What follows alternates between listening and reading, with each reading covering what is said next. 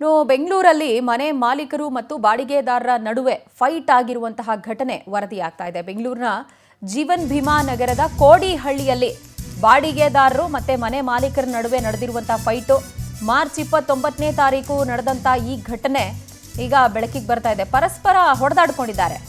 Gas rate ಜಾಸ್ತಿ ಆಗಿದೆ, water bill ಹೆಚ್ಚಾಗಿ ಕೊಡಿ, ಇಲ್ಲದೆ ಇದ್ರೆ ಮನೆ ಖಾಲಿ ಮಾಡಿ ಅಂತ ಮನೆ ಮಾಲೀಕರು ಹೇಳಿದಂತ ಆರೋಪ. ಇದೇ ವಿಚಾರಕ್ಕೆ ಪರಸ್ಪರ ಗಲಾಟೆ ಮಾಡಿಕೊಂಡು ಫೈಟ್ಗಿಳಿದಿದ್ದಾರೆ. ಮನೆ ಮಾಲೀಕರಾದ ಶೋಭಾ, ದೇವರಾಜ್ ಸೇರಿ ಮಕ್ಕಳು ಹಲ್ಲೆಯನ್ನ ಮಾಡಿದ್ದಾರೆ ಅಂತ ಆರೋಪ ಇದೆ. ನರೇಶ್ ಮತ್ತು ಸಹೋದರ ಸಚಿನ್ ಮತ್ತು ಸಹೋದರಿ ರೇಖಾಗೆ ಥಳಿಸಿದ್ದಾರೆ ಅನ್ನುವಂಥ ಆರೋಪ. ಒಂದು ವಾರದ ಹಿಂದೆ ಅಷ್ಟೇ ಇವರೆಲ್ಲ ಬಾಡಿಗೆಗೆ ಬಂದಿದ್ರಂತೆ. ನರೇಶು ಸಹೋದರ ಸಹೋದರಿ, ನರೇಶು ಸಚಿನ್ ಸೇರಿದಂತೆ ರೇಖಾ ಮೇಲೆ ಮನೆ ಮಾಲೀಕರು ಹಲ್ಲೆ ಮಾಡಿದ್ದಾರೆ ಅನ್ನುವ ಆರೋಪ ದೃಶ್ಯದಲ್ಲಿ ಗಮನಿಸ್ತಾ ಇದ್ದೀವಿ. ಜುಟ್ ಹಿಡ್ಕೊಂಡು ಕಿತ್ತಾಡ್ತಿದ್ದಾರೆ. ಈ ಅವಶ್ಯಕತೆ ಏನಿತ್ತು?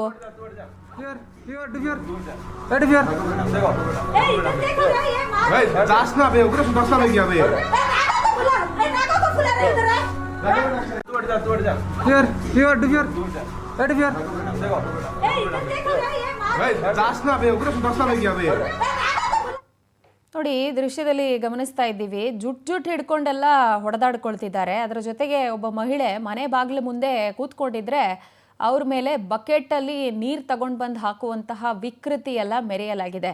ಏನು ಕಾರಣ ಇದಕ್ಕೆ? ಬರೀ ಗ್ಯಾಸ್ ರೇಟು ಜಾಸ್ತಿ ಆಗೋಗ್ಬಿಟ್ಟಿದೆ, ವಾಟರ್ ಬಿಲ್ ಜಾಸ್ತಿ ಕೊಡಿ ಅಂದಿದ್ದೆ ಇಷ್ಟೊಂದು ಗಲಾಟೆ ಕಾರಣ ಆಗೋಯ್ತಾ? ಅಥವಾ ಬೇರೆ ಏನಾದರೂ ಕಾರಣ ಇದೆಯಾ ಅನ್ನೋದು ಇನ್ನಷ್ಟೇ ಗೊತ್ತಾಗಬೇಕು. ಒಬ್ಬ ಮಹಿಳೆ ಮನೆ ಬಾಗಿಲಿನ ಮುಂದೆ ಕೂತ್ಕೊಂಡಿದ್ದಾರೆ. ಆಕೆಯ ಮೇಲೆ ನೀರನ್ನು ಎರಚಿರೋದು ಯಾವ ಕಾರಣಕ್ಕೆ? ನೀರನ್ನು ಎರಚಿದವ್ರು ಯಾರು? ಆ್ಯಂಡ್ ಈಕೆ ಯಾಕೆ ಬಾಗಿಲು ಮುಂದೆ ಹಂಗೆ ಕೂತಿದ್ದಾರೆ? ಈ ರೀತಿ ಹಲವು ಪ್ರಶ್ನೆಗಳಿದೆ. ಮತ್ತು ಬರೀ ಬಾಡಿಗೆ ಜಾಸ್ತಿ ಕೊಡಿ ಅಂದಿದ್ದ ಮಾತ್ರಕ್ಕೇ ಹೀಗೆಲ್ಲ ಜುಟ್ಟು ಹಿಡ್ಕೊಂಡು ಹೊಡೆದಾಡೋದಾ? ಏನೋ ನಿಜವಾಗ್ಲೂ ಇದರಲ್ಲೇನೋ ಬೇರೆನೇ ಸ್ಟೋರಿ ಇದೆ ಅಂತ ಅನ್ನಿಸ್ತಾ ಇದೆ. ಸದ್ಯ ಪೊಲೀಸರು ಈ ಕುರಿತಾಗಿ ತನಿಖೆಯನ್ನು ನಡೆಸಬೇಕಾಗಿದೆ. ನಿನ್ನೆ ಇಲ್ಲಿ ಬಂದಿದ್ದೀನಿ, ಇವ್ರು ಏನು ಮಾತಾಡ್ತಾರ ಅಂತ. ಆ ಟೈಮ್ ಅಲ್ಲಿ ರೆಂಟ್ ಅಲ್ಲಿ ಇರೋದು ಹುಡುಗಿ ಸ್ಟಾಪ್ ಮಾಡಿದ್ದಾರೆ ಎಲ್ಲ ಜಗಳ. ಆಮೇಲೆ ಈಗ ಹುಡುಗರು ನೈಫ್ ತಗೊಂಡ್ ಬಂದಿದ್ದಾರೆ, ಆಚೆ ನೈಫ್ ತಗೊಂಡ್ ಬಂದಿದ್ದಾರೆ. ಯಾಕೆ ನೈಫ್ ತಗೊಂಡ್ ಬಂದಿದ್ದಾರೆ ಅಂತ ನಾನು ಹೋಗಲ್ಲ ಅಂತ ಪೊಲೀಸರು ಬಂದಿದ್ದಾರೆ. ಇವರು ನಾನು ಹೋಗಲ್ಲ ಅಂತ ಇಲ್ಲಿಂದ ಬಿಲ್ಡಿಂಗ್ ನ ಹೇಳಿದ್ದಾರೆ, 5 ತಾರೀಕು ಮನೆ ಖಾಲಿ ಮಾಡೋ. ಹುಡುಗ ಅಂತಾರೆ ನಾನು ಇಲ್ಲ, ನಾನು ಹೋಗಲ್ಲ ಇಲ್ಲಿಂದ. ಈ ತರ ಮಾತಾಡ್ಕೊಂಡು ಜಗಳ ಸ್ಟಾರ್ಟ್ ಮಾಡಿದ್ದಾರೆ. ಆಕ್ಚುಲಿ ಇವ್ರು ಬಂದಿದ್ದಾರೆ ಸರ್, ಇವ್ರಿಗೆ ಏನ್ ಡೌಟ್ ಇತ್ತು, ಅದಕ್ಕೆ ಮನೆ ಖಾಲಿ ಮಾಡೋ ಅಂತ 2 ದಿವಸ ಆಯ್ತು ಸರ್ ಬಂದು. ಅಗ್ರಿಮೆಂಟ್ ಎಲ್ಲ ಮಾಡಿಲ್ಲ ಸರ್. ಸರಿ ನೀವು ಖಾಲಿ ಮಾಡಿದ್ರು ಯಾವ್ದು ಸರ್? 2 ದಿನ ಅಗ್ರಿಮೆಂಟ್ ಮಾಡಿಲ್ಲ, ನೀವು ಖಾಲಿ ಮಾಡಿದ್ರು. 5 ದಿವಸ ಟೈಮ್ ಕೊಟ್ಟಿದ್ದಾರೆ. ಡೈರೆಕ್ಟ್ ಆಗಿ ಇವ್ರು ಮಾತ್ರ ಡೈರೆಕ್ಟ್ ಆಗಿ ಇಲ್ಲಿ ಬಂದ್ಬಿಟ್ಟಿದ್ದಾರೆ. ಫಸ್ಟ್ ದಿನ ಇಲ್ಲಿ ಬಂದ್ಬಿಟ್ಟಿದ್ದಾರೆ ಬಿಲ್ಡಿಂಗ್. ಸರಿ, ಆ ಟೈಮಲ್ಲಿ ಈದ್ ಇತ್ತು ಸರ್, ಈದ್ ದಿನ ಇತ್ತು. ಆ ದಿನ ಇಲ್ಲಿ ಬಂದಿದ್ದಾರೆ. ಈ ಓನರ್ ಏನೋ ಮಾತಾಡಿಲ್ಲ, ಮನೆ ಕೂತ್ಬಿಟ್ಟಿದ್ದಾರೆ. ಆ ಟೈಮ್ಗೆ ಇವ್ರು ಇಲ್ಲಿ ಇತ್ತು ರೆಂಟ್ ಅಲ್ಲಿ. ನಾನು ನಿನ್ನೆ ಇಲ್ಲಿ ಬಂದಿದ್ದೀನಿ, ಇವ್ರು ಏನೋ ಮಾತಾಡ್ತಾರೆ. 4 मार्च को मैं रेंटल हाउस लिया 1 आवर के 8,000 रेंट, 20,000 एडवांस। बाद में 3 दिन नहीं हुआ है, आंटी बोला है कि गैस का अमाउंट जास्ती हो गया, अभी पूरा सभी चीज महंगा हो गया, तुम्हें 10,000 पे करना। बोला नहीं, हम नहीं करते है। बाद में बोलता है नहीं करता है, खाली करो। बोला ठीक है मैं खाली करता है, एक 15 डेज का हमको टाइम दे दो। बोला 15 डेज को नहीं, ये ना नेक्स्ट मंथ 5 को खाली करना है। बोला नहीं होता। बाद में बोलता है वो क्या भी कुछ ऐसा करके बोला है, हमको थोड़ा समझ में कनाडा आएगा। बाद में ये लोग बोल रहे हैं कि हम लोग तुम आज इमीडिएटली खाली करना, नहीं तो उधर में चप्पल में मारता है। मेरा लड़का उधर में राउडी है, पूरा 2 आदमी का मर्डर किया है, तुमको भी करता है। गाड़ी मुझ के इधर से निकल के जाओ, अभी जाओ।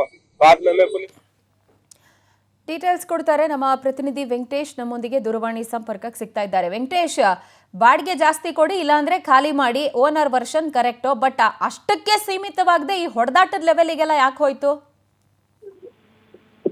ಪ್ರಜ್ವಲ, ಏನಂತ ಹೇಳಿದ್ರೆ ಈ ಜೀವನ್ ಭೀಮಾ ನಗರ ಪೊಲೀಸ್ ಠಾಣೆ ವ್ಯಾಪ್ತಿಯ ಕೊಡಿಹಳ್ಳಿಯಲ್ಲಿ ಈ ಶೋಭಾ ಮತ್ತು ದೇವರಾಜ್ ಎನ್ನುವಂತಹ ಮಾಲೀಕರಿದ್ದಾರೆ. ಆ ಮನೆಗೆ ಉತ್ತರ ಪ್ರದೇಶ ಮೂಲದ 3 ಜನ, 2 ಯುವಕರು ಯುವತಿ ಕೂಡ ಬಂದು ಬಾಡಿಗೆಗೆ ಇರ್ತಾರೆ. ಒಂದು ಬಾಡಿಗೆ ಕೊಟ್ಟು 4-5 ದಿನ ಆಗಿರುತ್ತೆ. ಅದಾದ ಬಳಿಕ ಬಂದು ಅವರು ನಮ್ಗೆ ಬಾಡಿಗೆ ಹೆಚ್ಚಾಗಿ ಕೊಡಿ, ಸಿಲಿಂಡರ್ ಬೆಲೆ ಮತ್ತೆ ವಾಟರ್ ಬಿಲ್ ಜಾಸ್ತಿ ಆಗಿದೆ ಅಂತ ಹೇಳಿ ಕೇಳಿದ್ರು ಅಂತ. ಅದಕ್ಕೆ ಅವರು ಕೂಡ ಇಲ್ಲ ಆಗೋದಿಲ್ಲ, ನಮ್ಗೆ ಸಮಯಾವಕಾಶ ಬೇಕು ಅಂತ ಹೇಳಿದ್ದಕ್ಕೆ ಆಗ ಮನೆ ಮಾಲೀಕರು ಮತ್ತೆ ಬಾಡಿಗೆದಾರರ ನಡುವೆ ಮಾತಿನ ಚಕಮಕಿ ಆಗಿದೆ, ಸುಮ್ಮನೆ ಹೋಗಿದ್ದಾರೆ. ಮರುದಿನ ಬಂದು ಇಮಿಡಿಯೇಟ್ ಆಗಿ ಮನೆ ಖಾಲಿ ಮಾಡಬೇಕು, ಇಲ್ಲ 15,000 ಹೆಚ್ಚುವರಿಯಾಗಿ ಅಡ್ವಾನ್ಸ್ ಅನ್ನ ಕೊಡಬೇಕು ಅಂತ ಹೇಳಿ ಕೇಳಿದ್ರಂತ. ಆಗ ಆ ಮಾತು ಬೆಳೆದು ಗಲಾಟೆ ಆಗಿದೆ. ಆ ಸಂದರ್ಭದಲ್ಲಿ ಮನೆ ಮಾಲೀಕರು ಈ ಬಾಡಿಗೆದಾರರ ಮೇಲೆ, ನರೇಶ್ನ ಮೇಲೆ ಮಾನಸಿಕವಾಗಿ ಬೈತಾರೆ, ಜೊತೆಗೆ ಹಲ್ಲೆಯನ್ನು ಮಾಡ್ತಾರೆ. ಮನೆಯಲ್ಲಿದ್ದಂತ ಕೆಲವು ಸಾಮಗ್ರಿಗಳನ್ನು ತಂದು ಅವ್ರ ಮೇಲೆ ಹಲ್ಲೆ ಮಾಡ್ತಾರೆ. ಹಲ್ಲೆಯ ಪರಿಣಾಮವಾಗಿ ಅವರ ಕೆನ್ನೆಯ ಭಾಗಕ್ಕೆ ಕೂಡ ಹರಿತವಾದ ಆಯ್ದ ರೀತಿಯಲ್ಲಿ ಒದೆ ಬೀಳುತ್ತೆ, ಅದರ ರಕ್ತ ಕೂಡ ಸ್ರಾವ ಆಗುತ್ತೆ. ಅವರು ನಂತರ ಅವರ ಮನೆಯಲ್ಲಿದ್ದಂತಹ ಯುವತಿ ಏನಿದಲ್ಲ ಅವರು ಕೂಡ ಹಲ್ಲೆಯನ್ನು ಮಾಡ್ತಾರೆ. 3 ಜನರಿಗೂ ಕೂಡ ಹಲ್ಲೆ ಆಗುತ್ತೆ. 3 ಜನ ಕೂಡ ಆಸ್ಪತ್ರೆಗೆ ಹೋಗಿ ಚಿಕಿತ್ಸೆಯನ್ನ ಪಡಿತಾರೆ. ಆದ್ರೆ ಮತ್ತೊಂದು ವಿಡಿಯೋವನ್ನು ಮಾಡಿರುವಂತಹದ್ದು ಈ ಸಂದರ್ಭದಲ್ಲಿ ಮನೆ ಮಾಲೀಕರಾದಂತಹ ಶೋಭಾ ಅವರ ಮೇಲೆ ಕೂಡ ಈ ಯುವತಿ ಏನಿದ್ದಾಳೆ ಹಲ್ಲೆ ಮಾಡಿರುವಂತಹ ವಿಡಿಯೋ ಕೂಡ ಲಭ್ಯ ಆಗಿರುವಂತದ್ದು. ಅಂದ್ರೆ ಕೇವಲ ಇಷ್ಟೇ ವಿಚಾರಕ್ಕೆ ಗಲಾಟೆ ಹಲ್ಲೆಯನ್ನ ಮಾಡಿದ್ದಾರೆ. ಅಂದ್ರೆ ಮನೆಯಲ್ಲಿ ನಮ್ಗೆ ಅನುಮಾನ ಇದೆ, ಈ ಇಬ್ಬರು ಯುವಕರು ಇದ್ದಾರೆ, ಓರ್ವ ಯುವತಿ ಇದ್ದಾರೆ, ಕೇಳಿದ್ರೆ ಸಹೋದರಿ ಅಂತ ಹೇಳ್ತಾರೆ. ಆದ್ರೆ ಇದ್ರ ಬಗ್ಗೆ ನಮ್ಗೆ ಅಕ್ಕಪಕ್ಕದವರು ಕೂಡ ಡೌಟ್ ಬರೋ ರೀತಿಯಲ್ಲಿ ಹೇಳ್ತಾ ಇದ್ದಾರೆ. ಕೊಟ್ಟಂತ ಸಂದರ್ಭದಲ್ಲಿ ಅವರ ಆಧಾರ್ ಕಾರ್ಡ್ ಗಳನ್ನ ಪರಿಶೀಲನೆ ಮಾಡಿರ್ಲಿಲ್ಲ. ಆದ್ರೆ ಈಗ ಡೌಟ್ ಇರುವಂತಹ ಕಾರಣ ನಾವು ಈ ರೀತಿಯಾಗಿ ಕೇಳಕ್ಕೆ ಹೋಗಿದ್ದಕ್ಕೆ ಹಲ್ಲೆ ಮಾಡಿದ್ದಾರೆ ಅಂತ ಹೇಳಿ ಮನೆ ಮಾಲೀಕರು ಕೂಡ ಈಗ ಆರೋಪವನ್ನು ಮಾಡ್ತಾ ಇರುವಂತದ್ದು. ಸದ್ಯ ಈ ಘಟನೆಗೆ ಸಂಬಂಧಪಟ್ಟಂತೆ ಈಗಾಗಲೇ ಜೀವನ್ ಭೀಮಾನಗರ ಪೊಲೀಸ್ ಠಾಣೆಯಲ್ಲಿ ಒಂದು ಪ್ರಕರಣ ಕೂಡ ದಾಖಲಾಗಿದ್ದು ಪೊಲೀಸರು ಕೂಡ ತನಿಖೆಯನ್ನ ಮುಂದುವರಿಸಿದ್ದಾರೆ. ಈ ಘಟನೆಗೆ ಸಂಬಂಧಪಟ್ಟಂತೆ ಈಗಾಗಲೇ ಏನು ಹೇಳಿಕೆಗಳನ್ನ ದಾಖಲಿಸಿಕೊಂಡಿದ್ದಾರೆ. ಇದ್ರ ಜೊತೆಗೆ ಈಗಾಗಲೇ ಸ್ಪಾಟ್ ಬಾಜಾರ್ಗೆ ತೆರಳಿರುವಂತದ್ದು. ಅವರು ಏನು ಶೋಭಾ ಮತ್ತು ದೇವರಾಜ್ ಏನಿದ್ದಾರೆ ಇಬ್ರು ಕೂಡ ಹಲವು ಮನೆಗಳನ್ನ ಹೊಂದಿದ್ದು ಬಾಡಿಗೆ ಕೊಟ್ಟಿದ್ದಾರೆ. ಬಾಡಿಗೆ ಕೊಟ್ಟಂತ ಸಂದರ್ಭದಲ್ಲಿ ಕೂಡ ಯಾರದೇ ತೊಂದರೆ ಇಲ್ಲ, ನಮ್ಮ ಬಾಡಿಗೆಯಲ್ಲಿ ಮನೆಯಲ್ಲಿ ವಾಸ ಮಾಡ್ತಾ ಇರುವಂತಹ ಬಾಡಿಗೆದಾರರಿಂದ ಯಾವುದೇ ತೊಂದರೆ ಇಲ್ಲ. ಆದ್ರೆ ಇವರು ನಮ್ಮ ಮನೆಯಲ್ಲೇ ಒಂದು ರೀತಿ ಅನುಮಾನಾಸ್ಪದ ರೀತಿಯಲ್ಲಿ ಇವರ ನಡವಳಿಕೆಗಳು ಕಂಡು ಬರ್ತಾ ಇತ್ತು. ಆ ಹಿನ್ನೆಲೆಯಲ್ಲಿ ಕೇಳಕ್ಕೆ ಹೋದ್ವಿ, ಅದಕ್ಕೆ ಈ ರೀತಿಯಾಗಿ ಹಲ್ಲೆ ಮಾಡಿದ್ದಾರೆ ಅಂತ ಹೇಳಿ ಕೂಡ ಹೇಳ್ತಾ ಇರುವಂತದ್ದು. ಇಲ್ಲಿ ರೇಖ ಬಾಡಿಗೆ ವಾಸವಾದಂತಹ ಯುವತಿ ಏನಿದ್ದಾಳೆ ಆಕೆ ಕೂಡ ಮನೆ ಮಾಲೀಕರಾದಂತಹ ಶೋಭಾ ಅವರ ಮೇಲೆ ಹಲ್ಲೆ ಮಾಡಿರುವಂತದ್ದು. ಆ ಒಂದು ವಿಡಿಯೋವನ್ನು ಕೂಡ ನೋಡಬಹುದು. ಆ ಮನೆ ಬಾಗಿಲ ಬಳಿ ಜುತ್ತನ್ನ ಹಿಡ್ಕೊಂಡು ಅವ್ರ ಮೇಲೆ ಹಲ್ಲೆಯನ್ನ ಮಾಡ್ತಾರೆ. ಬಿಡಿಸಕ್ಕೆ ಹೋದಂತ ಸಂದರ್ಭದಲ್ಲಿ ಕೂಡ ಎದುರು ಮನೆಯಲ್ಲಿ ಇರ್ತಾರೆ, ಅವ್ರ ಮೇಲೆ ಕೂಡ ಹಲ್ಲೆಗೆ ಮುಂದಾಗ್ತಾರೆ, ಬೈತಾರೆ. ಸದ್ಯ ಈ 2 ವಿಡಿಯೋಗಳ ಆಧಾರದ ಮೇಲೆ ಈಗ ಆ ದೂರು ಕೂಡ ದಾಖಲಾಗಿದೆ. ಇಬ್ಬರು ನೀಡಿರುವಂತಹ ಒಂದು ದೂರು ಪ್ರತಿ ದೂರು ಎರಡನ್ನು ಸ್ವೀಕರಿಸುವಂತ ಪೊಲೀಸರು ತನಿಖೆಯನ್ನ ಮುಂದುವರಿಸುತ್ತಾ ಇರುವಂತಹದ್ದು. ಕೇವಲ ಈ ಬಾಡಿಗೆ ವಿಚಾರಕ್ಕೆ ಗಲಾಟೆ ಆಯ್ತಾ ಅಥವಾ ಬೇರೆ ಏನಾದ್ರು ವಿಚಾರ ಅನ್ನೋದು ಕೂಡ ತನಿಖೆಯ ಸಂದರ್ಭದಲ್ಲಿ ತಿಳಿದು ಬರಬೇಕಾಗಿರುವಂತದ್ದು ಪ್ರಚಾರ. ರೈಟ್ ವೆಂಕಟೇಶ್, ಥ್ಯಾಂಕ್ ಯು ತಮ್ಮೆಲ್ಲ ಡೀಟೇಲ್ಸ್ಗೆ.